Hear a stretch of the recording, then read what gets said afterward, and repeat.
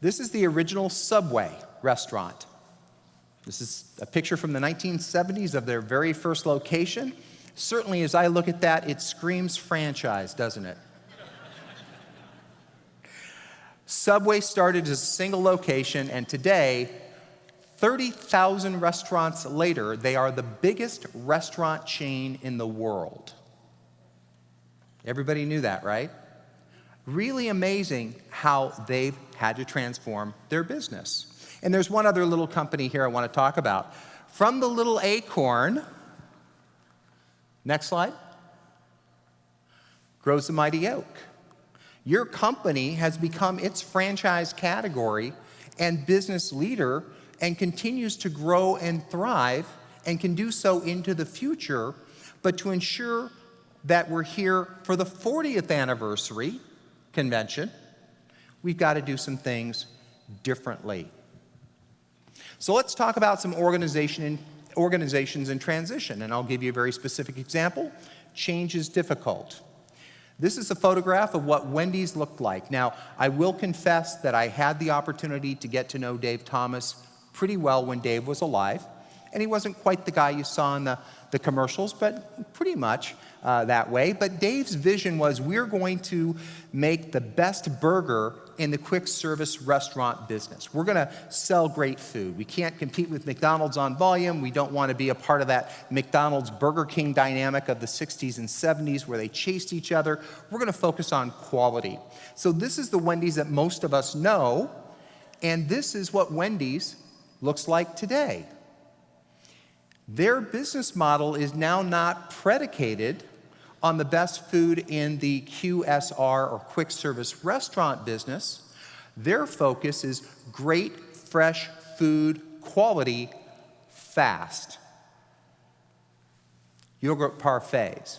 Nobody would have ever thought of someone like a Wendy's or McDonald's offering that. Salads, by the way, I travel a great deal, as you heard. Highly recommend the chicken Cobb salad.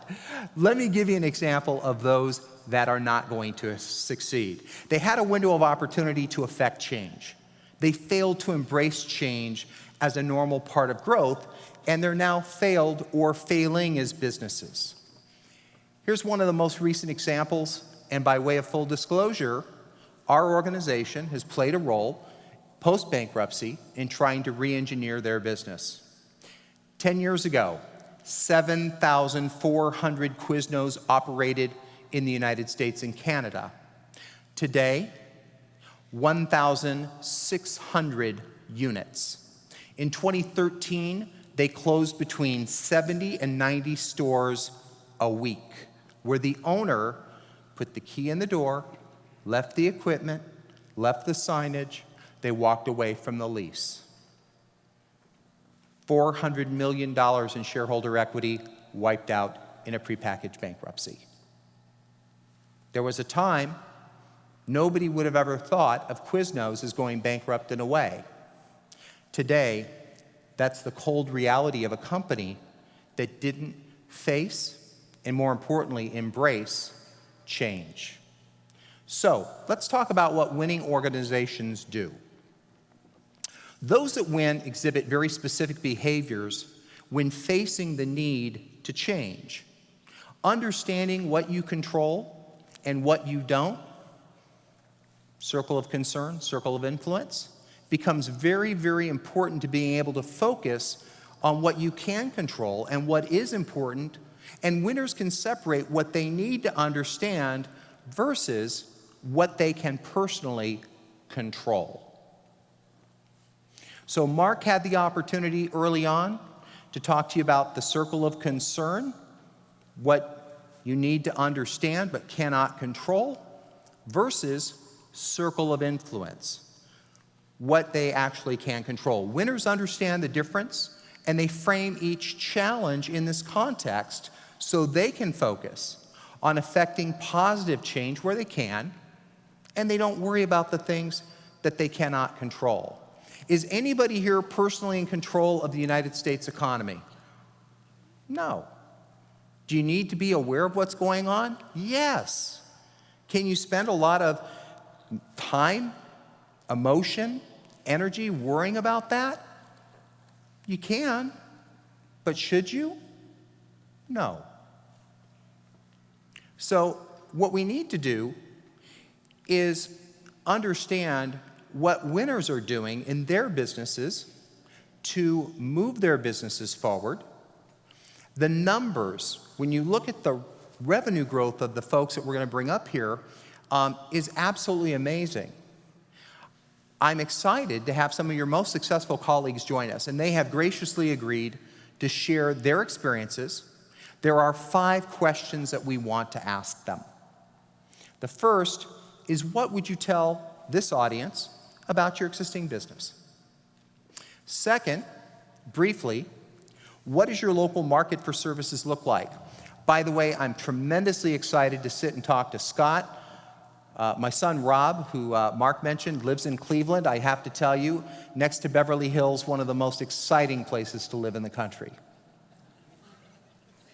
Third question, can you tell us why you think your franchise and your business is succeeding? Next, what do you think you do really well? And then finally, what's the single best piece of advice you would give to your fellow franchisees? I think those sound like really good questions. What do you think? Yeah. So what I'd like to do is invite our very first franchisee to join me here on stage. Please, a round of applause for Deb. Hi, Deb. Hi, Robert. Let's grab a seat. Thank you. So thanks for coming up. How are you doing today? Oh, great. I'm loving convention. Great. So we have 5 questions that I want to pose to you. And the first is, what would you want to tell the audience about your existing business? Oh, that we've been here 15 years. Okay. In fact, we started in the prior century, so that makes me feel like we've been it even longer. And my husband Tom and I bought an open territory in Long Beach, California, and we grew it very fast because there wasn't much competition in late '99. Right. And we then did so well. I started the business with my husband in another position, another company.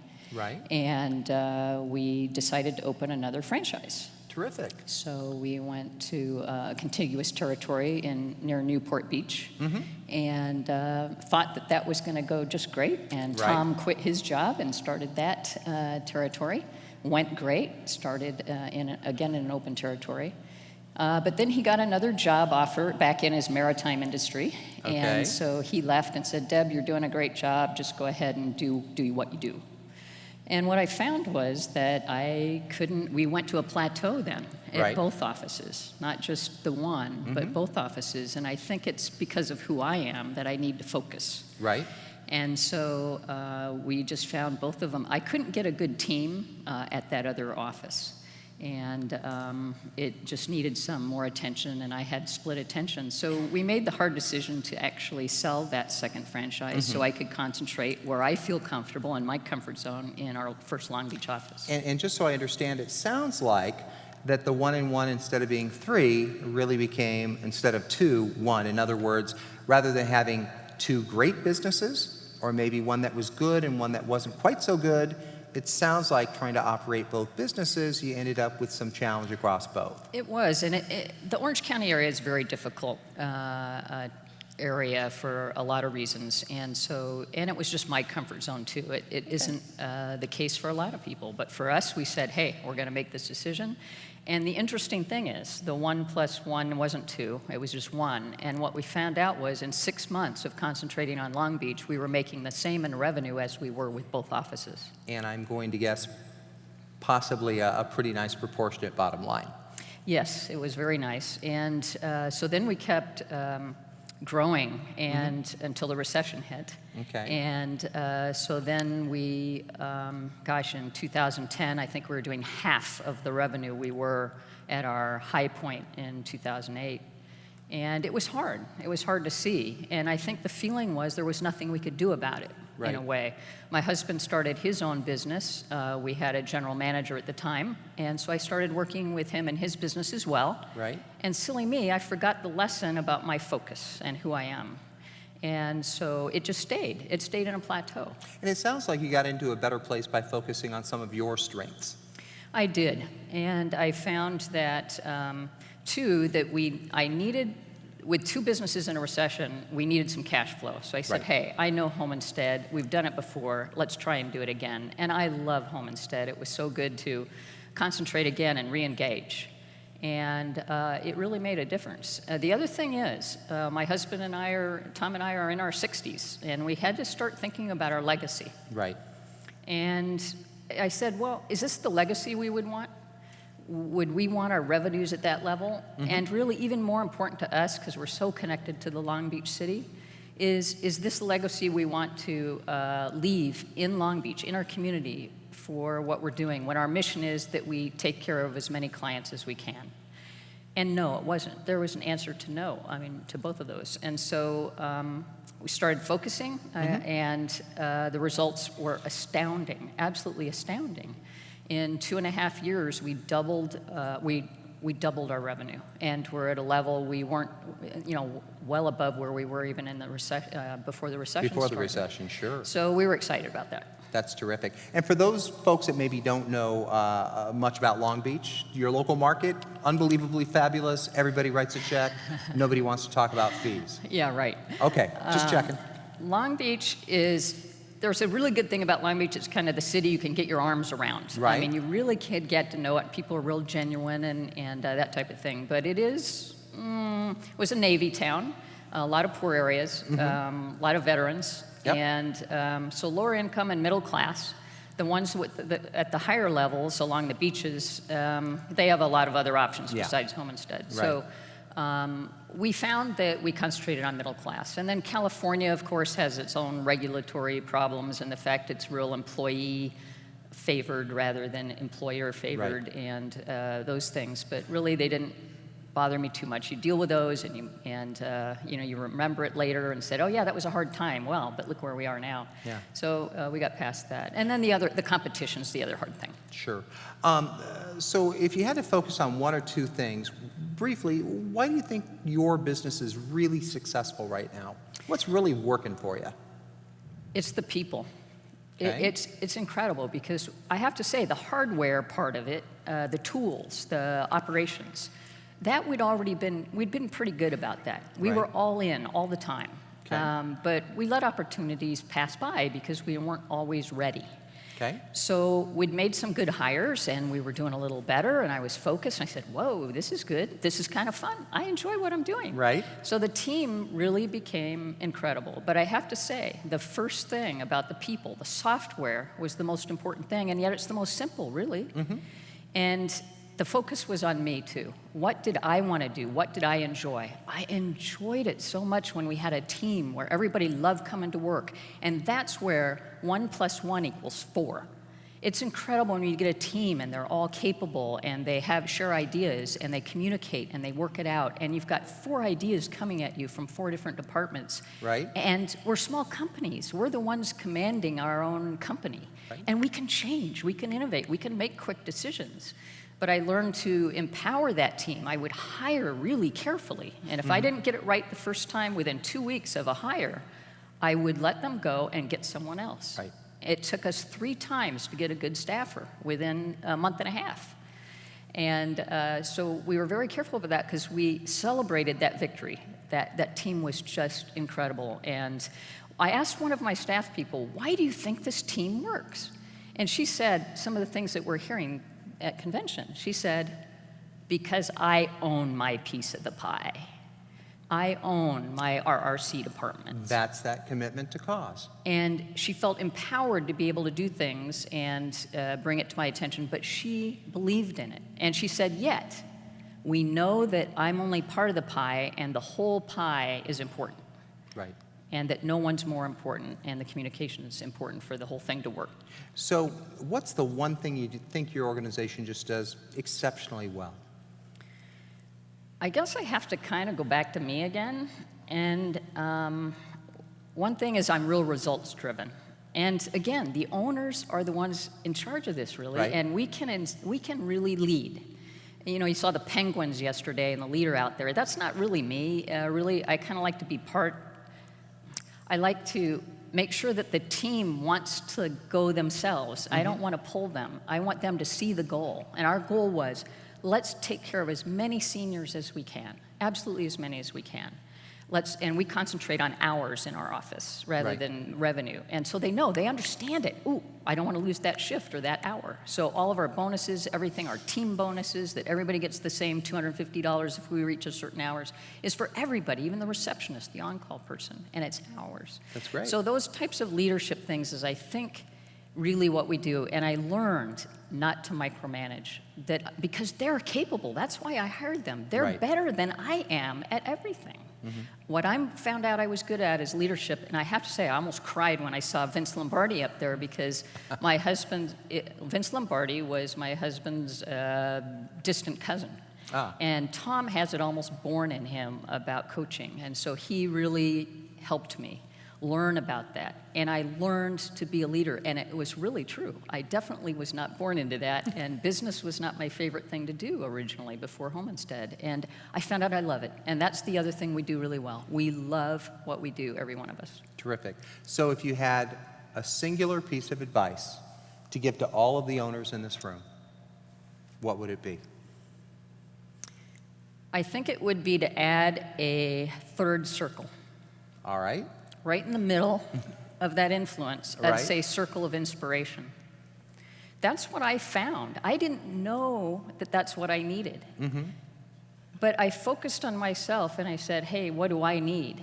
And so the circle of inspiration would be surrounding yourself with people, with mentors, with whatever inspires you, the higher power, whether it's Rocky, whether it's your faith.